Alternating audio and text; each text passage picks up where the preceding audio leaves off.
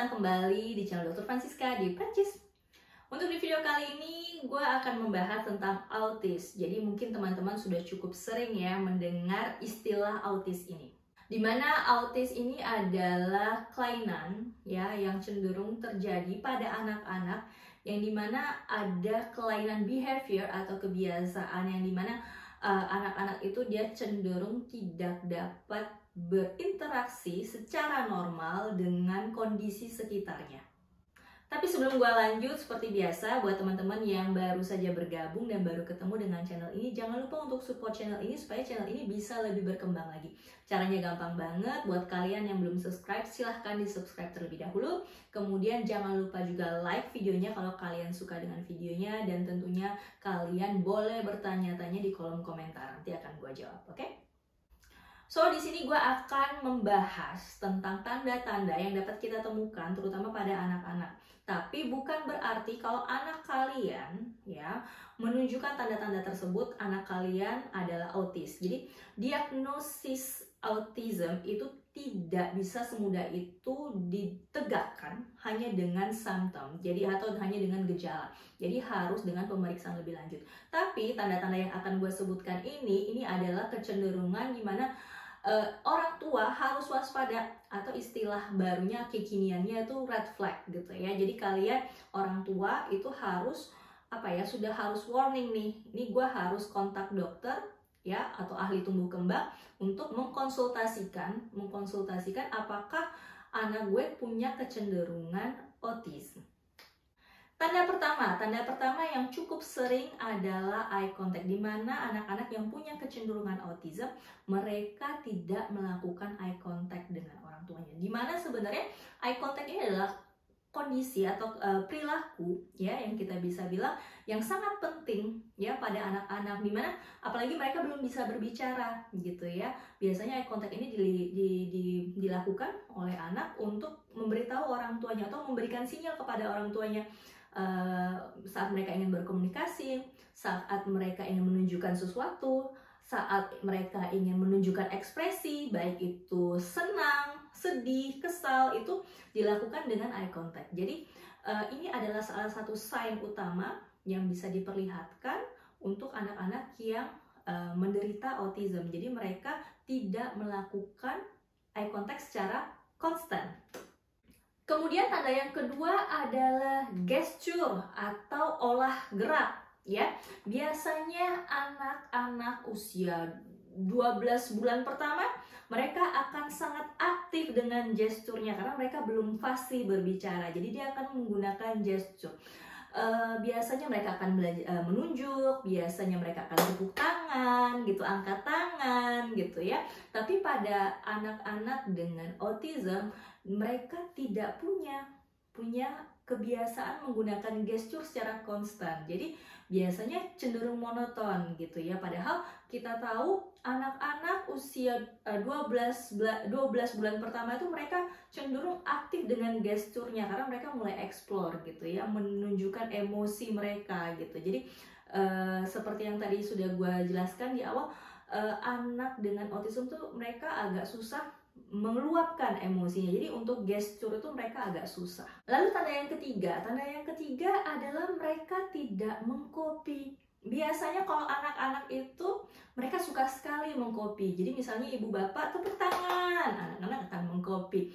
Misalnya angkat tangan, mereka akan mengcopy. Buka tutup tangan, mereka akan mengcopy. Atau misalnya yang sederhana, misalnya ibu-ibu, bapak-bapak sudah mulai mengajarkan mana mata, mana hidung, anggota tubuh. Anak-anak biasanya sudah, terutama untuk usia 12 sampai 18 bulan, mereka sudah mulai mengerti gitu ya. Tapi sayangnya untuk anak-anak dengan autis, mereka tuh sulit untuk mengcopy gestur. Misalnya tunjuk hidung, mereka nggak tahu, mereka bingung, mereka tidak mengetahui bagaimana caranya. Jadi ini adalah salah satu juga red flag-nya. Kemudian yang keempat ini biasa cukup sering juga kita temukan. Jadi anak-anak penderita autis tuh mereka punya kecenderungan menyendiri.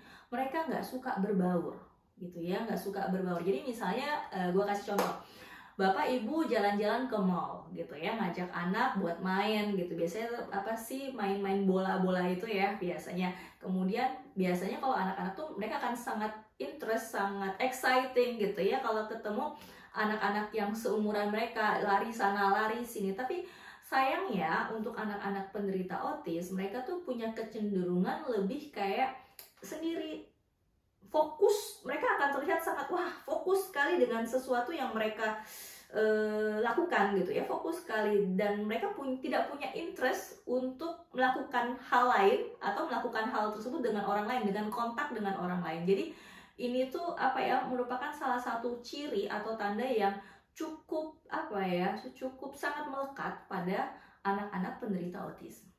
Kemudian tanda berikutnya anak-anak penderita autis tuh mereka tidak merespon saat dipanggil namanya. Biasanya ya anak-anak ya usianya masuk usia 12 bulan itu mereka udah ngerti kalau dipanggil namanya. Misalnya Amanda dia langsung nengok gitu ya, langsung senyum kadang-kadang. Nah, berbeda dengan anak-anak penderita autis, mereka tidak merespon saat namanya dipanggil. Tanda berikutnya adalah anak-anak penderita autis, mereka tuh tidak ada period babbling. Babbling itu misalnya kalau anak bayi itu mulai belajar ngomong gitu ya, tapi belum jelas kayak babi gitu ya, gitu. Jadi anak-anak autism tuh mereka tidak melakukan babbling. Jadi biasanya orang tua itu mereka mikirnya anaknya delay speech, jadi terlambat bicara gitu ya. Jadi tadi seperti awal gue bilang, kita nggak bisa langsung menegakkan diagnosis karena kalau anak itu kita bisa bilang seperti itu ya, telat berbicara atau mungkin ada gangguan pendengaran. Jadi butuh pemeriksaan lebih lanjut. Cuman babbling ini adalah satu-satu momentum ya yang harus dilalui anak-anak sebelum mereka berbicara. Jadi kalau misalnya fase ini tidak terjadi di usia 12 bulan gitu ya, itu bisa jadi acuan sebagai red flag, dalam artian ibu bapak harus waspada. Bukan berarti autism ya, bisa jadi kayak tadi seperti yang gue udah bilang, bisa jadi mungkin dia telat bicara, bisa jadi ada gangguan pendengaran. Jadi memang butuh untuk pemeriksaan lebih lanjut untuk menegakkan atau memastikan diagnosisnya apa. Kemudian tanda terakhir yang gak kalah penting adalah mereka terlalu fokus dengan satu objek, satu hal. Jadi mereka terkesan melakukan sesuatu berulang-ulang, merepeat, berulang-ulang melakukan sesuatu. Misalnya buku, biasanya cenderung tuh kayak buku, bolak-balik buku. Buku yang sama tapi bisa berjam-jam pada satu objek yang sama, bolak-balik dalam satu objek. Kecenderungannya itu antara mereka memang interest sama satu hal, fokus sama satu hal, atau kecenderungan kayak mereka stuck, mereka bisanya itu, jadi mereka akan fokus satu hal itu. Jadi biasanya kecenderungannya seperti itu gitu. Jadi buat teman-teman yang mungkin punya anak di rumah, balita di rumah yang mungkin memiliki tanda-tanda yang seperti tadi yang udah gue sebutkan, mungkin bisa menjadi tanda atau red flag. Jadi kalian harus waspada untuk segera menghubungi dokter anak kalian atau dokter ahli tumbuh kembang anak untuk mengetahui lebih lanjut. Jadi apakah autism itu bisa disembuhkan? Kita nggak bisa bilang sembuh secara 100% ya, tapi setidaknya anak-anak autism itu bisa hidup berdampingan, mendekati normal gitu. Itu sebenarnya goalnya, tujuannya, dimana anak-anak autism itu tidak hidup secara tergantung gitu. Jadi anak-anak autism itu kalau ditangani dengan baik, mereka tuh bisa memiliki hidup yang dalam artian bisa hidup secara normal, dalam artian mendekati normal, dalam artian independen. Jadi tidak butuh harus diawasi terus oleh orang tuanya. Jadi yang paling penting itu bagaimana mereka bisa melakukan kehidupan mereka sehari-hari tanpa harus dituntun terus, walaupun mereka usianya sudah usia dewasa, harus dituntun terus gitu. Tapi sebenarnya dimana menjadi fokus buat orang tua adalah mendiagnosis lebih awal autism itu untuk membantu anak-anak kalian dimana kelak bisa hidup secara normal, dalam arti secara normal bisa melakukan kegiatan sehari-harinya tanpa harus dibantu gitu. Oke, itu saja sedikit informasi mengenai autism. Semoga teman-teman bisa mendapatkan manfaatnya ya. Semoga juga ilmunya bisa bermanfaat untuk orang banyak. Kemudian jangan lupa share videonya supaya video ini bisa lebih bermanfaat untuk orang banyak. Oke, sampai jumpa lagi di video selanjutnya. Dadah.